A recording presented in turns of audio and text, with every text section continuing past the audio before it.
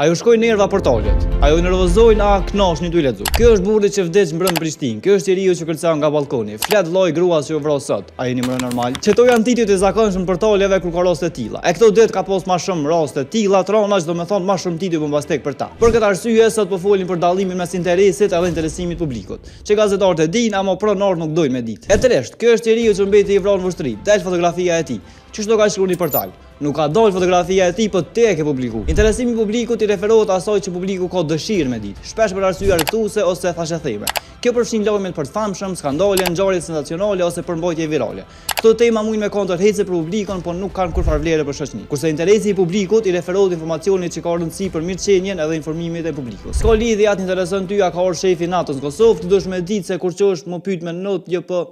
Lajmet në interes publikut e përfshin gazetarinë investigative, raportimin mbi çështje politike, ekonomike, shëndetësore e tjera që ndikojnë jetën e njerëzve.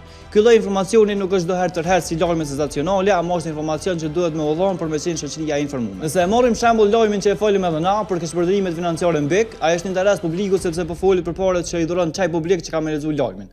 Për një lajm tillë duhet me pas edhe interesim publiku, specifikisht komuniteti musliman. Në raste të tjera shumë të lajmeve editore, po, është interes publikut me raportu për vrasje që ndodhin shpesh, sepse ngritet si shqetësim para publikut edhe institucioneve. Por rëndësia nalet çaty, te raportimi për rastin. Nuk është hiç e rëndësishme kush është viktima me hime e gjetë foton në Facebook. Ish dashur me qit foton nëse viktima është shembull djali i kryetarit të komunës, ama jo një qytetari thjesht. Këto raportime për vrasje dhe për raste të tjera sensacionale bëhen veç për klikime. Kush po e bën i pari, cili e ka pamjen më të mirë e kështu me radhë. Çka do të më ditë na është që mos më ro projektin e titujve me ja shkalu, po gjithmonë ekziston edhe butoni unfollow. E nëse në profil të na po shkruan follow, klikoje mos vjen keq edhe follow Radio Urban FM 103.5 krejt platformat edhe subscribe në YouTube.